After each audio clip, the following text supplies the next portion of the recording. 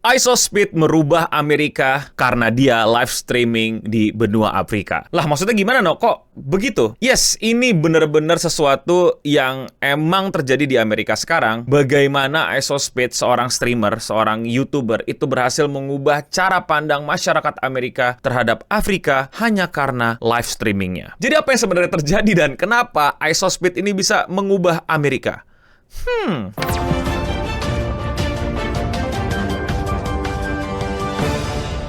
Isospeed is pissing off America with his Africa tour. America has tried so hard all this year to show that Africa is full of starving people, which Speed is currently proving wrong, American influencer says. Isospeed is pissing off America. America has tried so hard to make it look like Africans were living over in Bedrock with the Flintstones. And everybody's at war holding a machete with some tuxedo shoes. Yes, buat yang belum tahu, Isospeed, seorang streamer yang gua rasa nggak perlu dikenalin lagi, itu baru aja melancarkan Afrika tournya, yang dimana sebelumnya dia ngelakuin United States tour. Yes, Isospeed ini kayak punya misi untuk in real live stream ke seluruh dunia. Dan seperti yang kalian juga udah tahu, dia pernah ke Indonesia, ke Asia,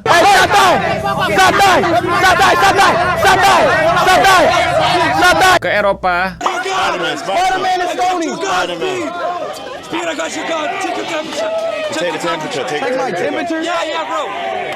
terakhir di Amerika, dan sekarang udah selesai, yaitu Afrika.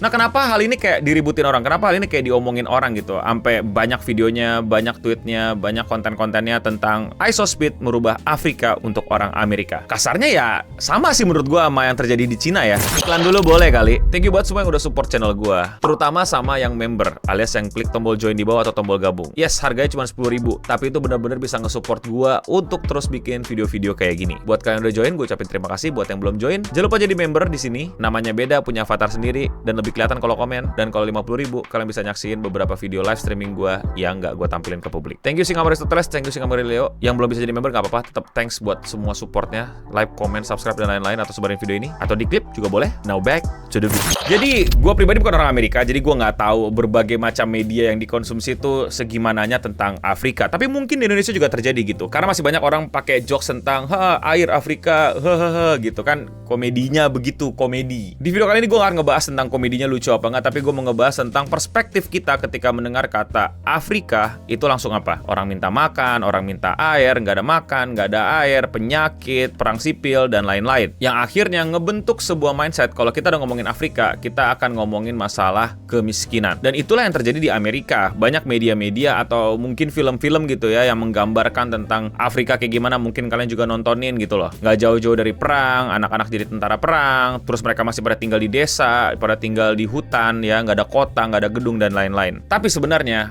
nggak kayak gitu. Disclaimer dulu nih ya, jadi gue nggak bilang bahwa Afrika semuanya itu udah seaman itu. Nggak ada lagi perang sipil, nggak ada lagi tembak-tembakan, nggak ada lagi kemiskinan dan lain-lain. Itu menurut gue terlalu lebay lah. Ada bagian-bagian Afrika yang tentu saja memang masih mengalami konflik-konflik yang sampai sekarang belum selesai, dan korbannya adalah rakyat-rakyat sipil yang akhirnya kelaparan, harus pergi dari rumahnya, kotanya tidak berkembang, anak-anaknya tidak belajar, dan lain-lain dan lain-lain. Itu memang masih terjadi. Tapi kita keliru kalau kita bilang seluruh Afrika kayak gitu. Dan of course, Speed ke tempat-tempat yang tentu saja relatif aman untuk dikunjungi, sehingga dia nggak dapatlah hal-hal yang buruk seperti itu. Tapi menurut banyak orang, Isospeed itu udah berhasil gitu mengubah mindset warga negara Amerika, setidaknya untuk melihat Afrika dari sisi yang berbeda. Benua Afrika tidak selamanya tentang kemiskinan, tapi juga budaya, culture, perkembangan, pembangunan, bahkan teknologi, bahkan inovasi, bahkan juga kemajuan. Walau di lain sisi juga ada yang masih belum semaju itu. For centuries, Western media worked overtime to make Africa look like one thing and one thing only: poor, broken, dangerous, backward, underdeveloped, starving, hopeless. No nuance, no humanity, no joy, no modern cities, no culture beyond suffering. Just the same tired images recycled over and over until people stopped questioning them. Ya, gue nggak mau bilang nggak ada ya, tapi udah pastilah ada semacam image Afrika yang ditampilkan di media-media Amerika yang jelas-jelas benar-benar ngeliatin miskin, perang, ketinggalan zaman dan lain-lain. Dan setidaknya itulah yang berusaha untuk menjadi antitesis lah si Speed untuk ngunjungin Afrika gitu. Karena Afrika bisa serame, seseru itu, dan sesivil itu.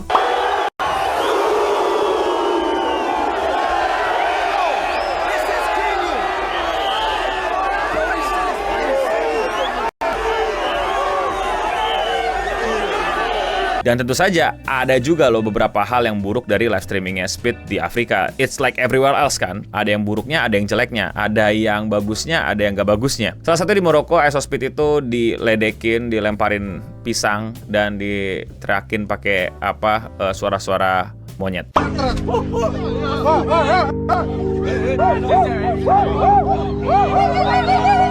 Where?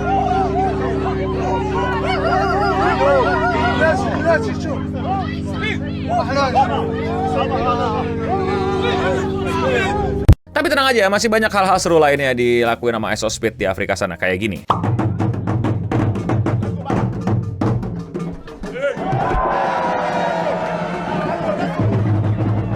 Ini tuh kayak ngobrolin kalau film-film di Amerika gitu ya. Kalau lu Meksiko gitu, itu tuh langsung gradingnya tuh kayak padang pasir gitu kan. Padahal Meksiko nggak kayak gitu.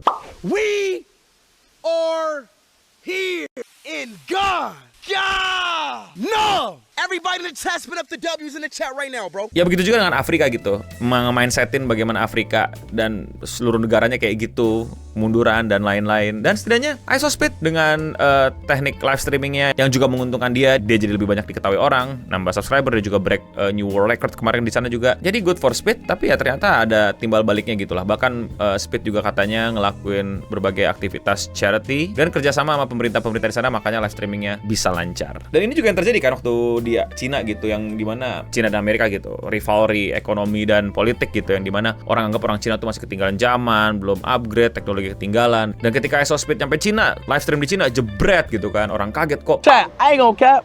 China might be in a different year, bro. China might be in a different year, dog. Damn. Damn, yo. This shit is beautiful, bro. I'm not gonna lie to you, bro. This shit is beautiful.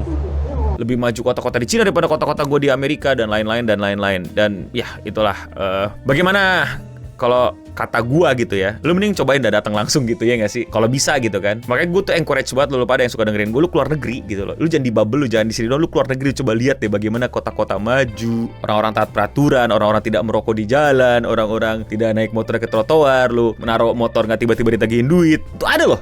Bisa loh. Cuman mau nggak? Tapi kalau menurut kalian bagaimana? Komen di bawah. Kalau kalian suka sama pembahasan dunia live streaming kayak gini dan kalian mau support gue, lakuin dengan sesimpel klik tombol subscribe atau tombol like. Dan untuk komen hari ini datang dari video yang kemarin ya, yang dimana gue mencoba untuk pertama kali ya main Arknight Anvil, dan komennya dari Axelicia608. Simulasi jadi tukang wifi narik kabel plus mining nikel untuk keuntungan semata. Apakah game ini terinspirasi dari suatu negara? Tidak tahu. Silakan jawab sendiri, dan kalau misalnya komentar yang mau dibacain silakan tulis di kolom komentar di bawah aja langsung. Dan ya, sekian seputar internet untuk episode kali ini. Gue Noboding pamit undur diri, dan untuk kita semua, stay clean and sound.